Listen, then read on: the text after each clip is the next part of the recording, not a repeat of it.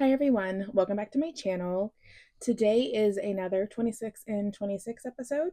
If this is your first episode, it's where I pulled 26 books off of my bookshelf that I would like to read this year to see if I want to keep or donate so that when we move next year, we are just bringing stuff that I'm really excited about or that I really enjoyed. I have now read 11 of my 26 books to read in 2026, and I'm going to talk to you about 5 of them today. 3 of them I read in the month of April and 2 of them in the month of May. And so as soon as those 2 are done, I'm going to come back and film those 2 books. But today, for now, I'm going to talk about the 3 that I read in April. Let's talk a little bit about the books that I read for my 26 to read in 2026. The 3 that I'm going to talk to you about right now are The Martian by Andy Weir, The Martian Chronicles by Ray Bradbury, and The Jinn-Bot of Shanitport by Sumit Basu. These are the 3 that I read for the month of April.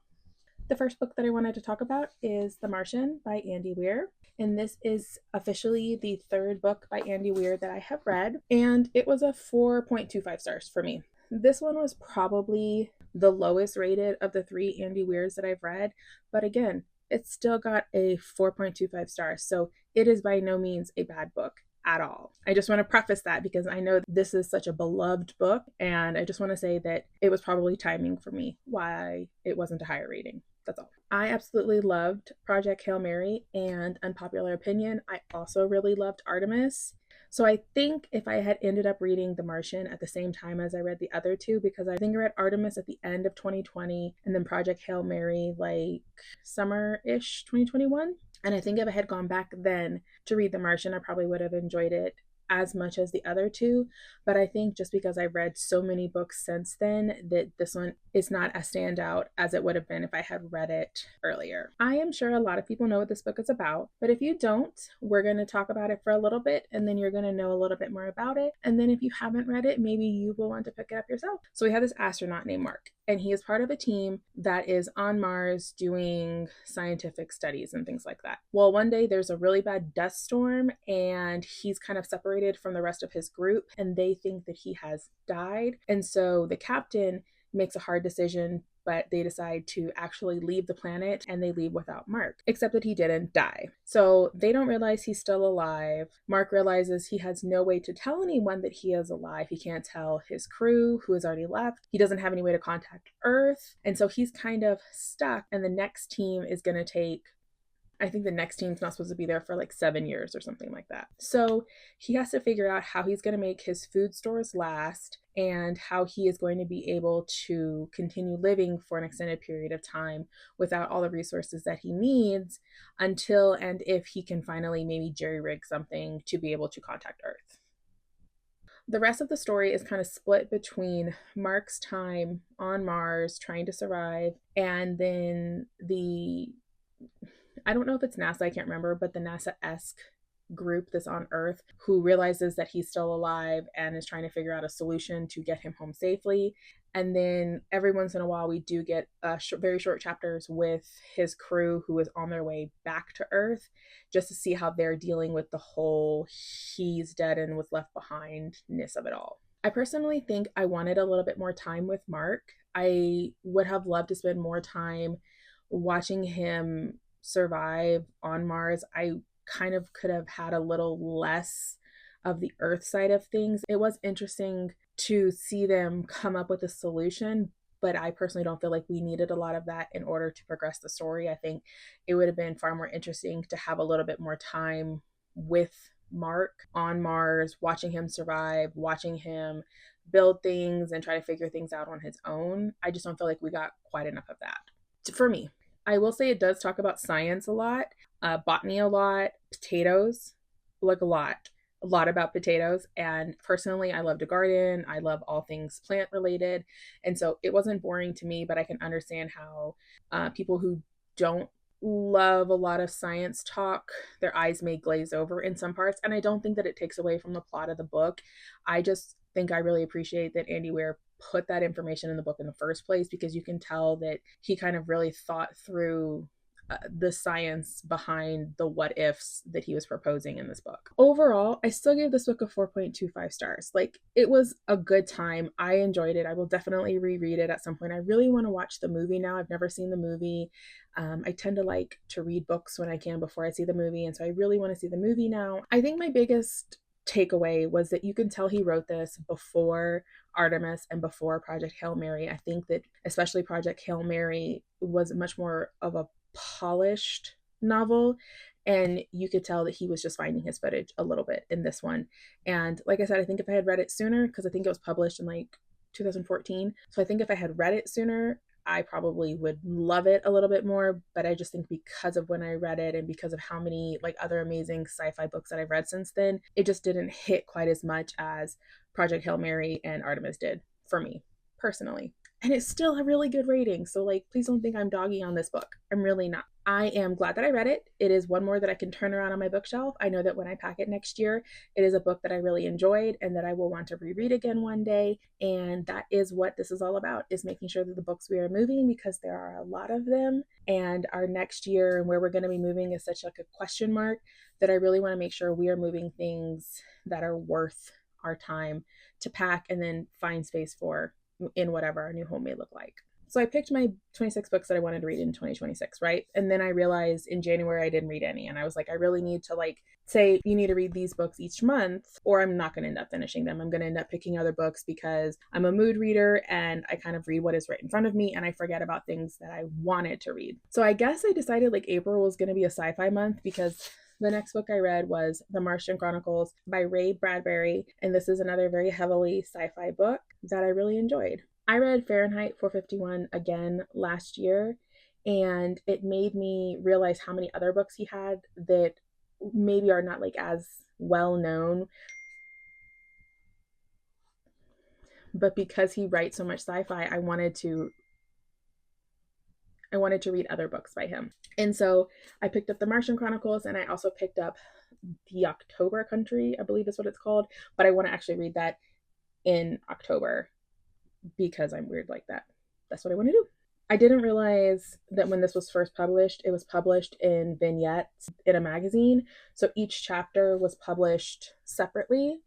And then this is kind of a bind up of all of those little vignettes at the end, because I was so confused. There was such huge time jumps and subject jumps that I was like, I didn't enjoy it at first because I was so confused. I was like, why do we keep jumping around so much? And it felt like there was like a weird passage of time. And for a while, things didn't seem as connected as they ended up being. So I did a little research, and then that's when I found out that they were originally published, in short vignettes. And I was like, that makes more sense. And it did help my enjoyment of the story once I realized how it was published. So this book is about native Martians, their established society, what happens when humans have a first contact with them, and a second contact, and a third contact, and a fourth contact, and then what happens when their population is basically decimated, and then when their populations almost live in the shadows, and then when Americans specifically colonize Mars, and the ways that Mars is mistreated by people from Earth, and the effects of humans bringing kind of their really bad habits to Mars and continuing to destroy a planet when they've already kind of destroyed Earth. So he had a lot to say about colonialism and about especially Americans changing things to fit our needs and being very wasteful and not really appreciating what you have and kind of always needing more and more and more.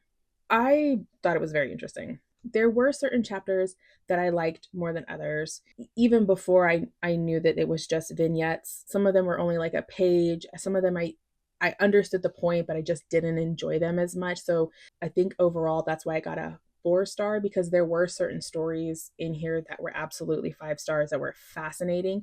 And then there were stories in there that were like 3, 2.5. So I didn't look at it as a short story collection, but it kind of is, but it's all an interconnected story-ish.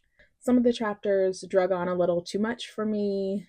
Some of them, while I understood understood what it was doing. I didn't think it was necessary. And I have to remember that this was published back in like the 1950s. So what I may think is necessary or not necessary now might have been back then. So overall, 4-star. It was still a really good time. And I do really recommend that people pick it up and read it. And I think everyone should be picking up more than just what one author is known for. You know, like if they're Fahrenheit 451, read their other works. You know, 1984, read his other works, because it's important that, you know, we read broadly because the author has more than one thing to say, and so they use different books to say those things. I do think overall this is a very thought-provoking book. I had a lot of things to say, like, here, I don't know if you can see, but I was writing and I was highlighting. Let's see. I did find it interesting that, you know, when the Earth people finally did actually colonize, they had cars in like a year. I'm not sure, and he doesn't explain it, so I'm not sure how all of this stuff was brought to Mars. You know, you assume, okay, it came in spaceships, but how? Like, how are you shipping all of these cars to the point where you need a gas station so that people can gas up because there's that many people that need gas? That was interesting. And when I say Americans, like, please don't think I'm insulting Americans anyway. It literally says that the second men should have traveled from other countries with other accents and other ideas, but the rockets were American and the men were American, and it stayed that way while Europe and Asia and South America and Australia and the islands watched the Roman candles leave them behind. The rest of the world was buried in war or in thoughts of war. We as Americans, they just left everyone else behind. So I'm not dogging anyone. He is. He even talked about burning books again in this book. So you had certain themes from Fahrenheit 451 travel over into this book. There was a House of Usher story kind of thing in here. It was really cool. I really enjoyed that one. I just found this book really interesting. It's so hard to talk about because so many of the stories are so vastly different. You know, there's robots at one point, there's murder and mayhem, there's an insane asylum, there's domestic issues, there's surviving all alone for a long period of time, there's this end of the worldness of it all. And so I really found it fascinating, and I just read it, like, I read generally about a chapter a night every night before I went to bed. I did a tandem read with the audiobook that I borrowed from the library and reading it physically so that I could take notes. And this is definitely one that I would want to read again, because I think upon a second read, I can appreciate it even more than I did the first time, because I think I was so confused about some things the first time. So I think a second read would make me appreciate it that much more, if that makes sense. And I think this is technically considered a modern classic because it was written in the 1950s. So if you're looking at reading more classics and you're kind of scared about like 17 and 1800s classics, maybe start with the 1940s and 1950s and give this one a try. And that is The Martian Chronicles by Ray Bradbury. And I will be keeping this and I'll be putting it on my bookshelf. And it was another successful read for our 26 and 26. The last book that I'm going to talk about today, and then I'm going to need to go do some other stuff and I'll have to come back another day and talk about the other two for May, which is fine. But that book is going to be The Jinn-Bot of Shanitport by Samit Basu. And I was really excited about this book. It was one that I had decided, even if I didn't get around to it before we moved next year, that I was definitely going to be moving, because I was like, this is going to be such a book for me, right? Look at all the sci-fi vibes going on in this book. I just knew that it was going to be for me. It's about a girl and her brother, who is a robot monkey, and they live on this planet in a sinking city, and they're trying to make a better life for themselves, for the people of the city. They are trying to kind of break away from a lot of oppression that goes on, because there's a few certain factions that kind of rule everything, and everyone else really lives in kind of extreme poverty. This was not a book for me. I really thought it was going to, like I said, I would have moved it without having read it next year, because I thought it was like that much a book for me, and it was not. I actually ended up DNFing it. I got 102 pages in. No, 104. I got 104 pages in. And so that's like 25%, because it's just under 400 pages. And I couldn't do it anymore. It was so boring. This is the second Aladdin type retelling book that I've read, and I didn't enjoy the other one either. And so maybe Aladdin retellings just aren't for me. I don't know. I haven't read a ton of heist books. I thought I would like a heist book. I don't know if that was it. But honestly, the problem is 102 pages in, almost nothing had happened. Nothing. She had met with a royal person once. Her brother was running around being incredibly selfish, which is weird for a robot. I didn't know they could be selfish, but apparently they can. And they had discovered a little tiny other robot artifact that the brother and sister were sharing in 102 pages. Bador is the brother who is a robot monkey who thinks that his sister doesn't respect him and who believes that she sees him as just a robot, even though she tells him time and time again she sees him as a sibling. His mom says, she sees him as her child. He's like, they can't see me that way. They're only human. Surely they can't see me as an actual member of the family. So he has a lot of resentment towards that. He wants to get out. The whole premise is that he wants to leave. He wants to go be famous in the galaxy. He doesn't want to stay in Shanitport anymore. But his sister Lena does. She wants to stay there. She wants to make the place better. She wants to give the people a city that they deserve, basically. I am glad that I gave it a try because, like I said, I would have moved this hands down, no problem, next year without even thinking about it because I really thought that I was going to love this book, but it was way too boring for me. It was way too slow. Like I said, almost nothing had happened. I read the end. I thought it was dumb for me. But that's just my opinion. So I hate it because I've seen other people talk really highly about this, and so I was really excited about it, but this did not end up working for me. I do still consider it a win because, like I said, I'm not going to pack it now. I will be donating it, which is great because I am sure someone else is going to love a slower paced book with a heist. Because, the whole premise is this really rich guy who lives there, who's the leader of one of these tribes, wants her to find something for him that he thinks she has some way of finding. And if she finds it for him, he's going to help her family have a lot of money or something like that. But she wants to find it to help the city in some way. And like I said, Bador, her brother, just wants to be a famous monkey and get off the planet. He doesn't want to leave his family because he does feel tied to them, but also at the same time, he's like, this is something I need to do for myself, which is fair. But again, 102 pages. And that's it. So someone else will love it. And it is one less book on my bookshelf, which is great because, like I said, we're only packing books that we're really excited about or that we really loved, right? And this was not it for me, which is great. It's still a win in my book, truthfully. If this did sound good to you, if heist sound good to you, if a slower sci-fi novel, it's still very much a sci-fi novel though, if artificial intelligence and robots and standing up to the man and defending the lower class sounds good to you, then see if you can check out the Jinn-Bot of Shanitport from your library. That's all I can do today. I do still have 2 more to talk about. I need to talk about One Dark Window and Dirk Gently's Holistic Detective Agency. So I will be back another time to talk about those 2. We are making good progress on the 26 books that I wanted to read in 2026 for my bookshelf, and I will talk to you later. Bye.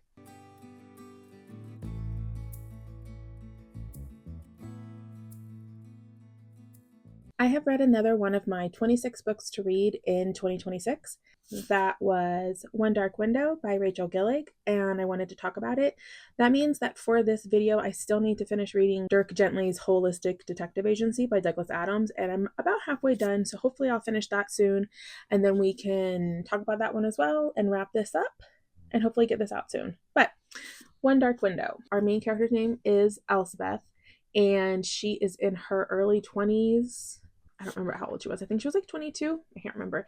And she has survived this illness, which in this kingdom, if you catch this illness, you're supposed to be taken to the king. He's supposed to determine if whatever magical properties you get as a result of surviving this illness will benefit him.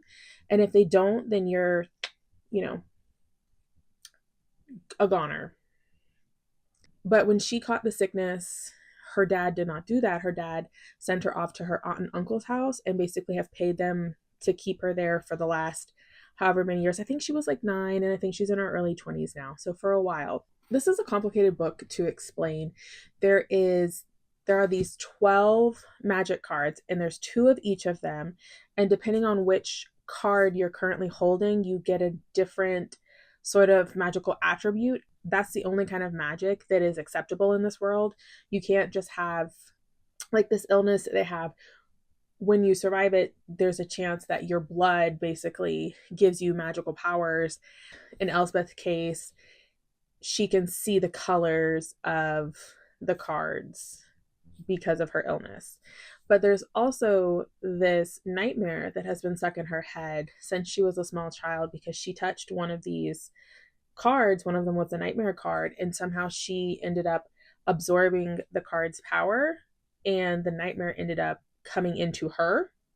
And so he's kind of been a voice inside of her head from the time that she was small and sick. The king is trying to get a full deck of these cards. So if he has all 12 cards in his hand, it is supposed to be able to cure this sickness that is in their forest surrounding them. Like every year, like this mist keeps creeping in and creeping in and creeping in and taking more parts of the kingdom.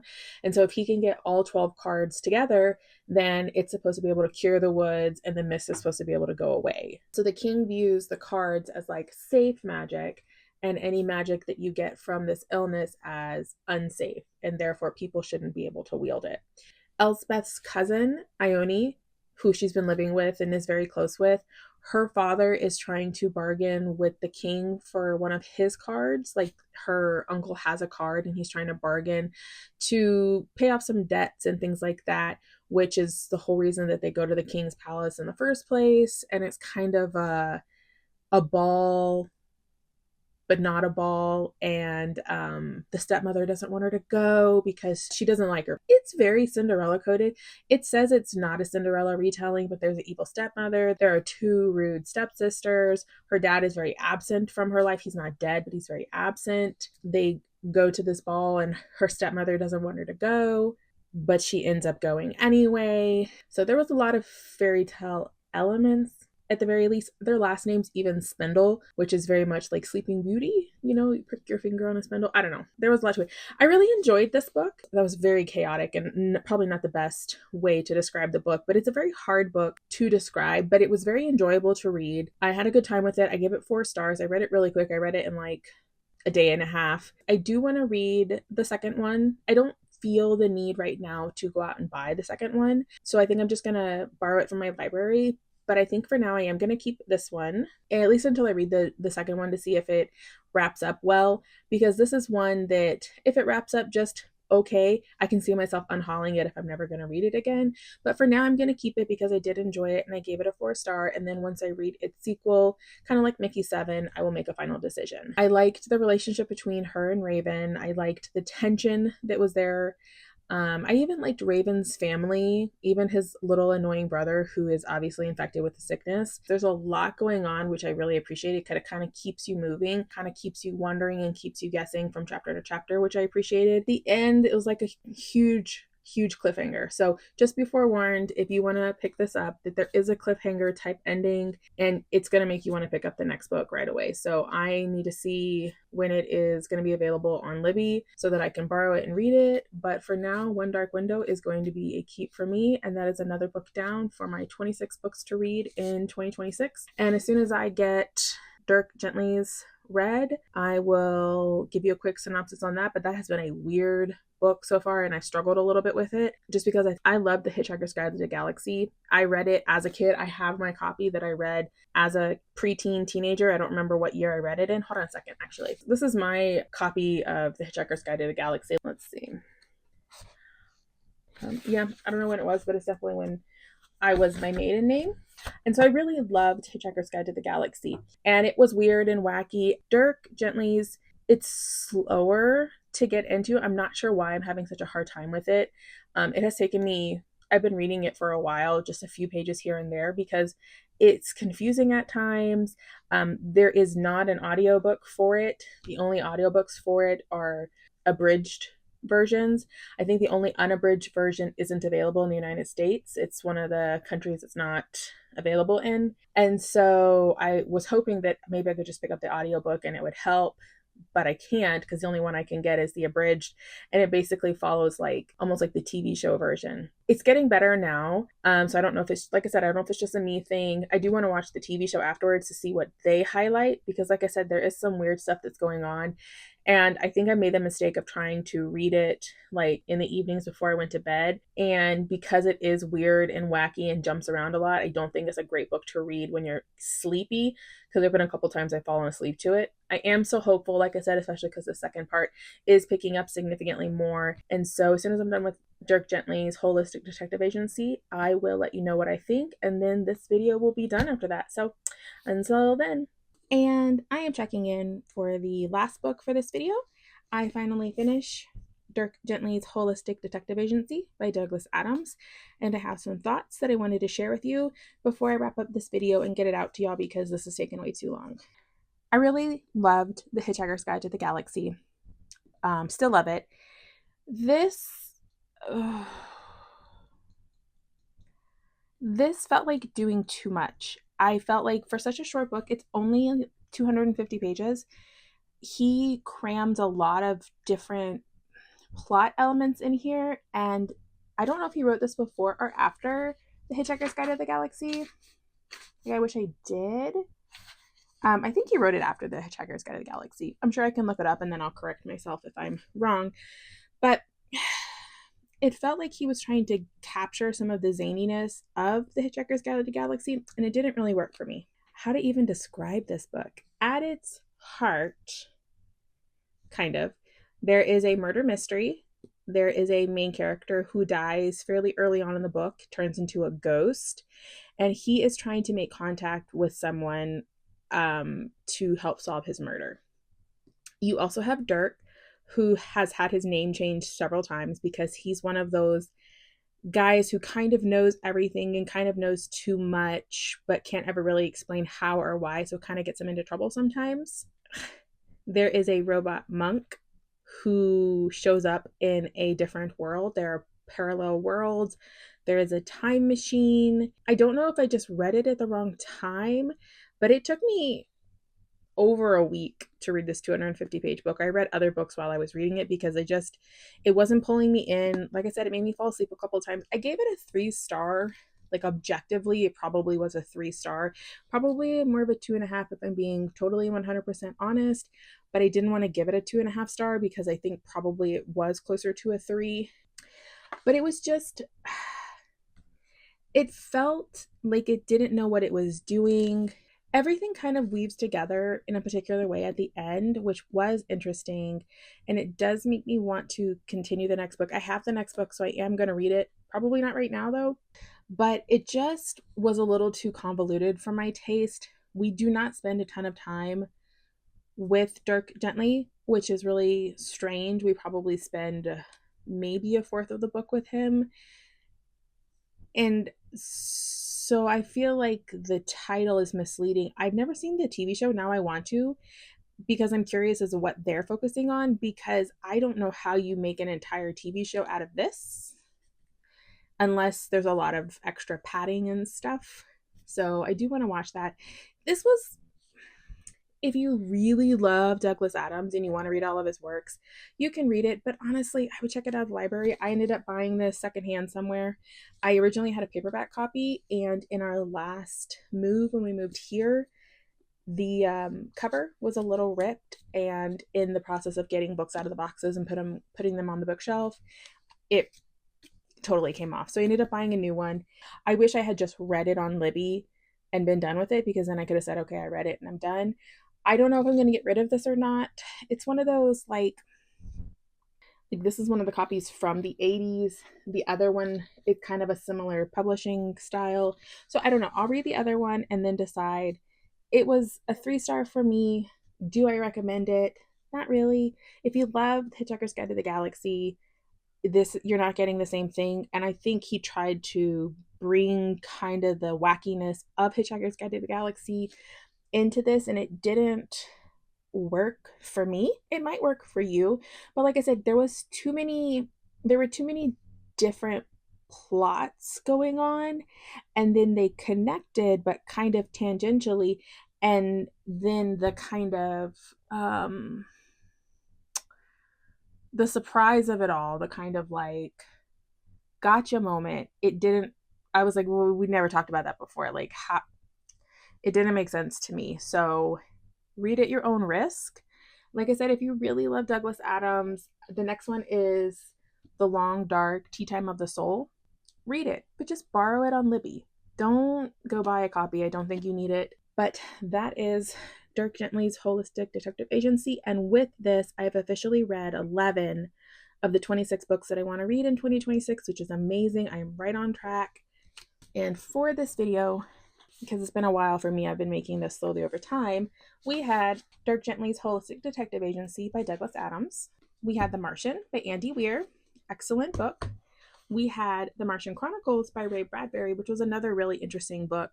Once you get past the fact that it's vignettes and the stories don't all totally link together into one smooth story, if you know that going in, it's good. One Dark Window was also really good. I do want to read the second one. I think I have a Libby hold coming up on it, and I've actually heard it was better than the first one, so we will see. And then my one DNF of the video was the Jinn-Bot of Shanitport by Sumit Basu, and I read about 25% of it. I got about 100 pages in, and it just was not for me. I didn't enjoy it.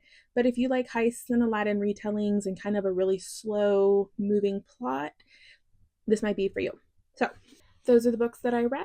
Thank you so much for spending time with me today. I am sorry this is a little disjointed. I am juggling several videos at once. I'm trying to get some stuff done before my kids are home for summer break, because I don't realistically know how much I'm going to be able to post while they're home. So yeah. And if you see this shirt in other videos that are coming out in a few weeks, no, you didn't, because I don't feel like changing my shirt for every single video, but I really need to get all this done. So I don't think there's enough people watching this to really notice anyway, so that is totally fine with me. That said, I hope you have an amazing day, and thank you so much for spending time with me, and I will see you next time. Bye. I don't know if it's NASA, I can't remember, but the NASA-esque, well-known. But because he writes so much sci-fi, I wanted to a little bit of caffeine for this one. All right, crack your neck. In a sinking shitty, it is kind of a shitty city, Dirk Gently's Holistic Detective Agency. I still need to read. Maybe you can just get the ebook off of Libby. I would just see if you can get the ebook off of Libby.